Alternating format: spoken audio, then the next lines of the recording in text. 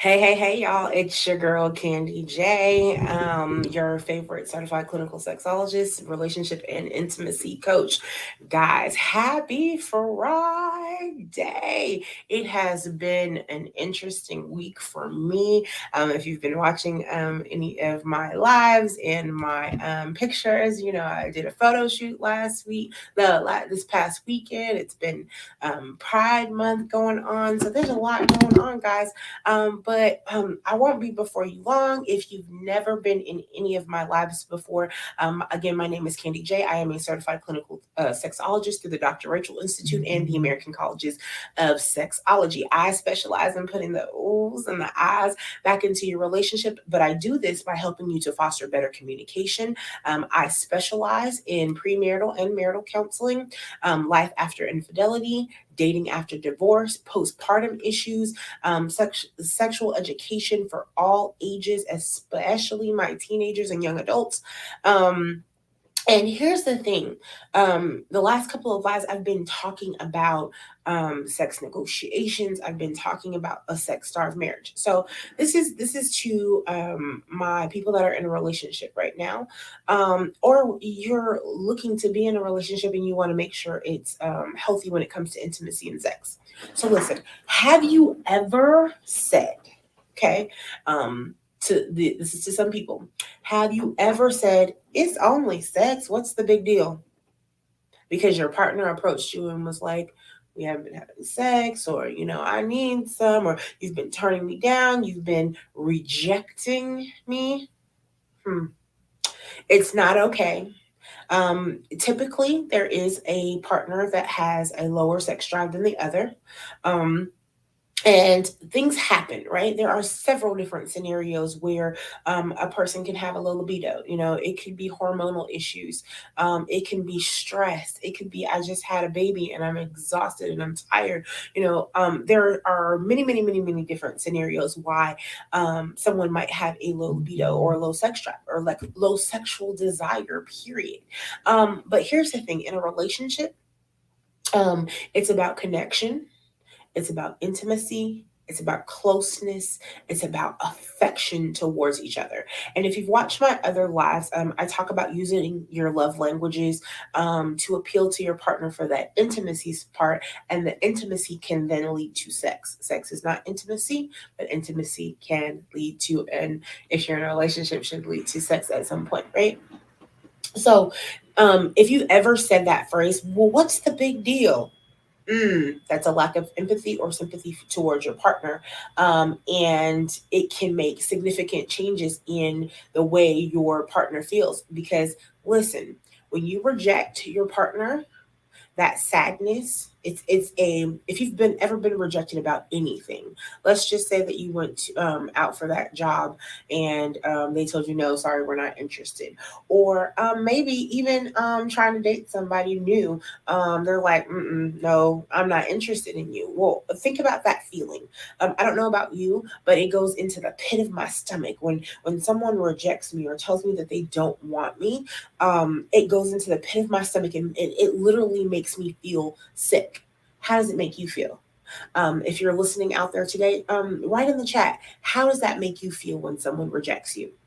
The common feelings are unwanted, undesired, unloved. Think about if your partner's love language is physical touch, they immediately feel rejected and unloved when you turn them down for anything that is any type of advance, whether you're yearning to be held, fondled, caressed. Have have you ever gone to your significant other and you're pleased just to be touched and hugged and kissed and just spending time with them? Has it fallen upon deaf ears? That's that rejection that bubbles up in their stomach. Um, and then when you are talking about being disinterested in them, that's an immediate unlove feeling. And it is the reason and the cause for delineation and infidelity and divorce or separation from your significant other. Do you know that 1 out of 2 marriages die? So we're already against terrible, terrible odds, right?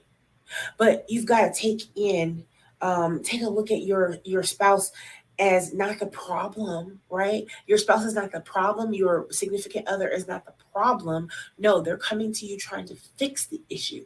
Don't reject them. Don't not listen to them.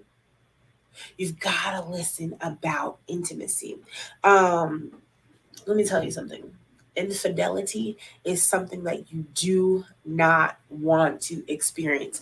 Drop in the comment if you know what I'm talking about right now. That's the second thing. If you know what I'm talking about, if you've ever been cheated on, or you've been the cheater. Infidelity in a marriage or relationship is not something that you want to deal with. It is one of the worst feelings in the world. Right now, I'm talking to these people. I'm talking to the people that reject their partners and think sex is not a big deal, think intimacy is not a big deal. Right now, I'm talking to you. Infidelity is something that you don't want to deal with in your relationship. Listen, the things that I specialize in are things that I've gone through. I've been the person that's been cheated on, and I've been the cheater. And let me tell you, it is the worst experience on both sides because now here you have put the person that you're with no longer trusts you. And it takes so much time to build up that trust again. And some people can't recover from that. And so I don't want to be before you long. I just wanted to put a few nuggets in your ear. I'm going to be talking about this for the rest of the month. I'm just giving you little nuggets. But if you reject your partner, there's also someone else that is willing to do what you won't do. And it's not an excuse, it's just that sadness, that hurt, that pain opens the door for someone else to talk to them, someone else to meet the need, someone else to meet that desire. It's not a good feeling at all. And so what part of what I do is help people come out of that and build that trust again. But I'll be giving you tips throughout the rest of the month. But I'm gonna leave you with this. Take out the time to actively listen to your partner. Take out the time to actively listen to your partner. Make a conscious effort to not only hear what they're saying, but take action and say, I hear you. I understand where you're coming from. Now, if you don't understand, it's fine. But ask clarifying questions so that you can understand how they're feeling and so that you guys can go to a solution of fixing the problem. I didn't want to be before you long.